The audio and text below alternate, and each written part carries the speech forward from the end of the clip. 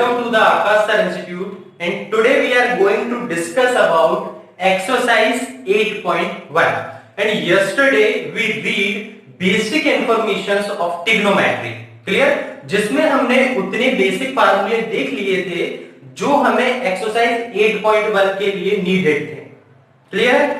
मैं चाहता तो पहली एक्सरसाइज में ही सब फार्मूले ट्रिग्नोमेट्री से रिलेटेड पूरे फार्मूले करवा सकता था, लेकिन हमारी वीडियो बहुत ज्यादा लेंथी हो जाती और आप लोगों को समझने में कहीं ना कहीं थोड़ी सी परेशानी भी होती. तो इसलिए जितने फार्मूले हमारे एक्सरसाइज के हिसाब से हमें नीडेड रहेंगे उतने फार्मूले हम करते चलेंगे. क्लियर है? सो देखते हैं हम एक्सरसाइज का फर्स्ट क्वेश्चन क्या है. In triangle ABC right angle at B. एक एबीसी एक ट्रायंगल है जो राइट एंगल किस पर है? बी पर है. And AB is equal to 24 centimeter and BC is equal to 7 centimeter. Then determine first question is a sin A cos A. ठीक है, पहला हमें क्या फाइंड करना है? sin A और cos A. सेकंड क्वेश्चन में हमें किसकी वैल्यू फाइंड करनी है? sin C और cos C की. क्लियर? तो समझो बात को कि हमें कोई भी क्वेश्चन जो है वो 3 स्टेप में सॉल्व करना है. अंडरस्टैंड? पहली स्टेप रहेगी हमारी गिवन.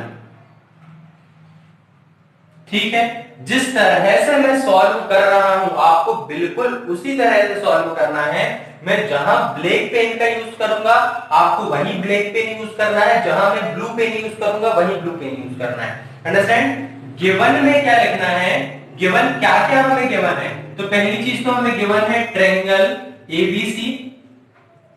अंडरस्टैंड? और हमें क्या है? Angle B is equal to 90 degree. यही है ना, एबीसी एक राइट एंगल है जिसमें बी क्या है? 90 डिग्री का है, राइट एंगल है. एंड क्या दिया है कि AB is equal to 24 centimetre and BC is equal to 7 centimetre. Understand? तो पहला हमें ये चीज हमेशा लिखनी है, जो भी हमें दिया हुआ है उसको लिखना है गिवन में. ठीक है, फिर हमें लिखना है टू फाइंड. टू फाइंड में हमें फाइंड क्या करना है? तो पहले क्वेश्चन के लिए देखें, पहले क्वेश्चन में हमें फाइंड करना है sine A and cos A. Clear? और सेकंड में हमें क्या फाइंड करना है? साइन सी और कॉस सी. क्लियर है? चलो ये चीज हो गई. अब इसके बाद गिवन टू फाइंड. देखो बेटा, इनकी वैल्यूज हमें फाइंड करना है, निकालना है, इसलिए मैं कौन सा वर्ड यूज कर रहा हूं? To find. यदि मुझे प्रूफ करना होता कोई चीज तो मैं वहां क्या लिखता? To proof. अंडरस्टैंड? अब हम थर्ड चीज देख रहे हैं, गिवन टू फाइंड, और फिर हम लिखेंगे सॉल्व या फाइंड. ठीक है, यहां अगेन हम सॉल्यूशन या फाइंड लिख सकते हैं. ठीक है, चलो आपको एक यहां सॉल्यूशन तो लिखना ही है. क्लियर? और यहां टू फाइंड करके यहां फाइंड या सॉल्व लिख सकते हो. अच्छा, अब हमें क्या दिया है वो देखते हैं. पहली चीज तो दी है ट्रायंगल एबीसी जिसमें एंगल भी गिवन है जो कितना है? 90 डिग्री का है. क्लियर है? तो पहले हम बनाते हैं ट्रायंगल एबीसी जिसमें एंगल भी कितने का है? 90 डिग्री. अंडरस्टैंड? क्योंकि ये sides perpendicular to each other, then this angle is a 90 degree angle. ये दोनों साइड एक दूसरे के लंबवत है, इसलिए ये कोण कितने का होगा? 90 का होगा. चलो ये 90 का हो गया, तो बाकी बी, ए और सी दो साइड और है, तो इस वर्टेक्स को मैंने दे दिया ए, इस वर्टेक्स को मैंने नाम दे दिया सी. क्लियर है? फिर हम देखते हैं कि the front side of right angle this side is always called a hypotenuse. 90 degree के सामने वाली भुजा हमेशा कर्ण कहलाती है. क्लियर है? अब बात समझो. AB गिवन है, AB कितना है? 24. तो AB ये है, AB 24 सेंटीमीटर एंड BC कितना है? 7 सेंटीमीटर. अंडरस्टैंड? जो गिवन था मैंने वो यहां सब कर लिया है. इतनी चीज हमें दी हुई है, देख लो अच्छे से. क्लियर? आगे बात समझो. हमें फाइंड क्या करना है? साइन ए और कॉस ए.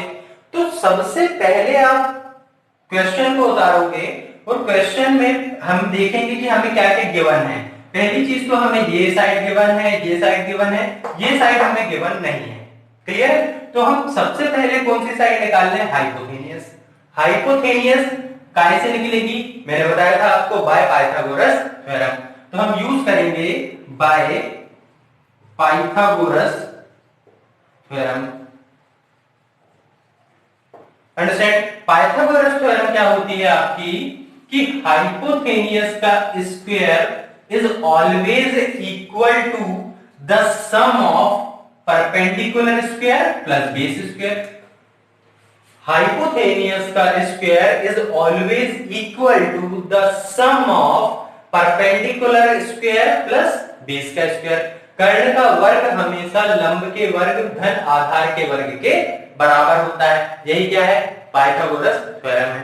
ठीक है, हाइपोथेनियस हमें फाइंड करना है, तो हाइपोथेनियस को हम लिखें as it is.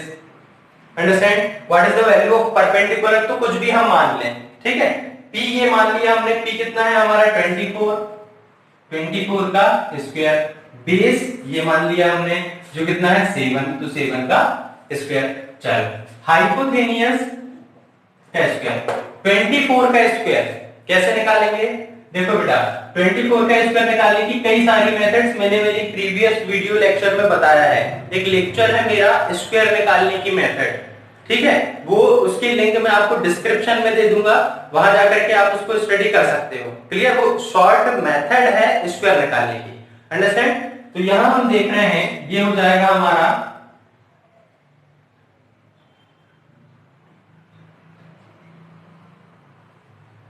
576 plus 49। Understand? फिर ये हो जाएगा हमारा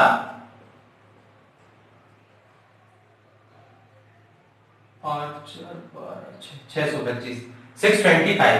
हाइपोथेनियस है बेटा, हाइपोथेनियस का स्क्वायर है, हमें हाइपोथेनियस की वैल्यू निकालना है, तो इस तरफ क्या लग जाएगा हमारा? रूट 625 पे, और 625 कैसे निकलेगा हमारा?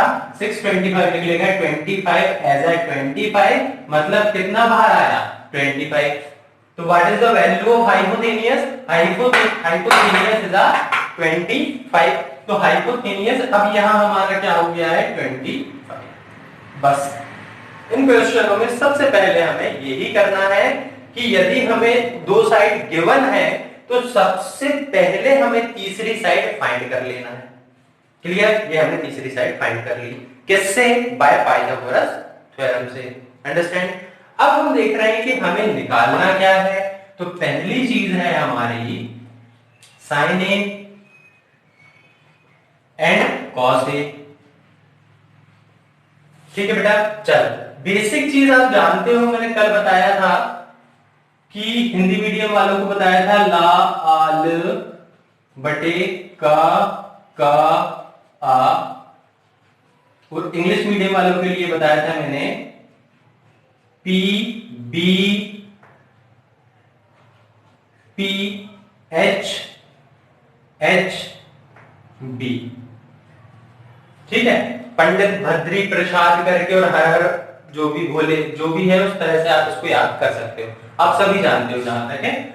इसके बाद हम देखते हैं कि यार ऊपर ये जो वैल्यू होती है ये साइन थीटा की होती है, and this value is cos theta and this value is tan theta. Understand? Sine theta what? p by h and cos theta what? b by h, then tan theta what? p by b. Understand? So we are find sin a.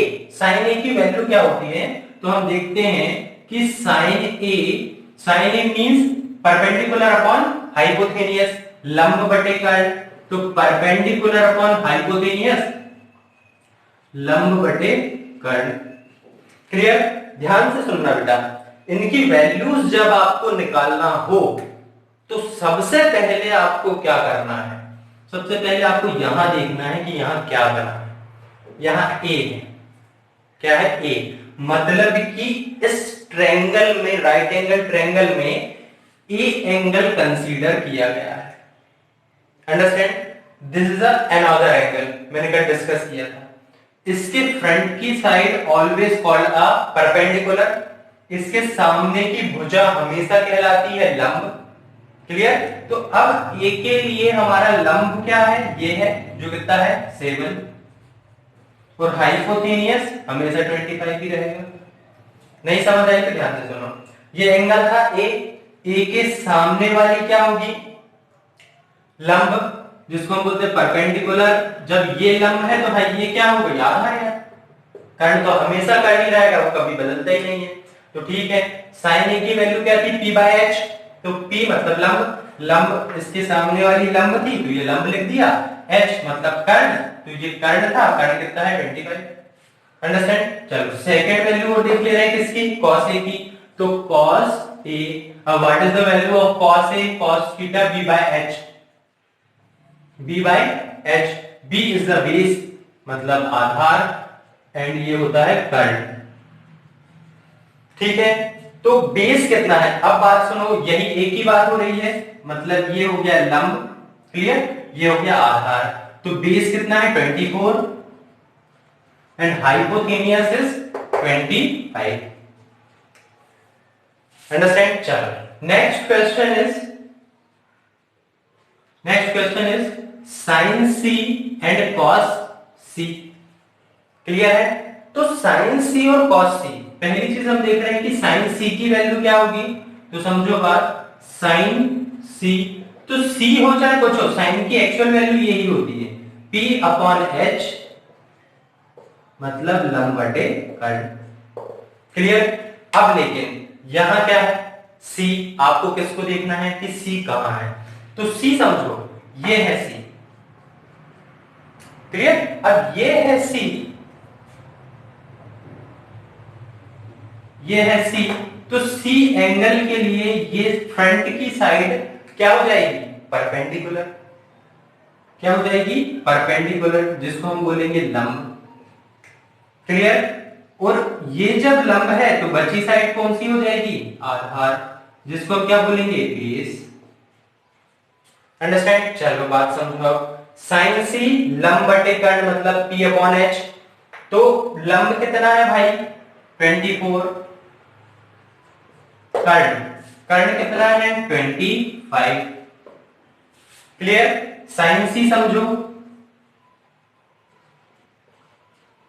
Sign C, sorry cos सी समझो, cos सी same formula, b/h मतलब आधार बटे कर्ण। Clear? अब ये था आपका लंब, ये था आधार, तो आधार कितना हो गया 7 और कर्ण कितना हो गया आपका 25। Okay, please pause the video and note it down. आगे देखते हैं, यहां तक हमने सॉल्व कर लिया, उसके बाद हमें ध्यान रखना है कि हमें हर एक क्वेश्चन में लास्ट में आंसर जरूर लिखना है। आंसर को किस तरह से लिखोगे, ठीक मैंने जिस तरह से लिखा है उसी तरह से आपको लिखना है। पूरा ब्लैक पेन यूज करोगे, अलग से आंसर डाल करके इन चीज को लिखोगे। क्लियर? क्वेश्चंस को थोड़ा देखना, हर एक क्वेश्चंस को हमें सॉल्व करने में गिवन, टू फाइंड, सॉल्व का यूज करना ही है। दूसरी चीज याद रखना, अकेला गिवन लिख करके आप ये दोनों ना लिखोगे और पूरा लिख दोगे तो वो गलत माना जाएगा कहीं ना कहीं, क्योंकि वो पूरा पोर्शन गिवन में कहलाएगा। क्लियर है? तो गिवन भी लिखना जरूरी है, गिवन यदि लिख रहे हो तो गिवन के साथ टू फाइंड, सॉल्व, ये हमें सब लिखना जरूरी है। तो thanks for watching this video. आज के लिए इतना ही। कल हम देखेंगे 8.1 एक्सरसाइज का सेकंड क्वेश्चन और कोशिश करेंगे कि 8.1 में ज्यादा से ज्यादा क्वेश्चन हम कर सकें।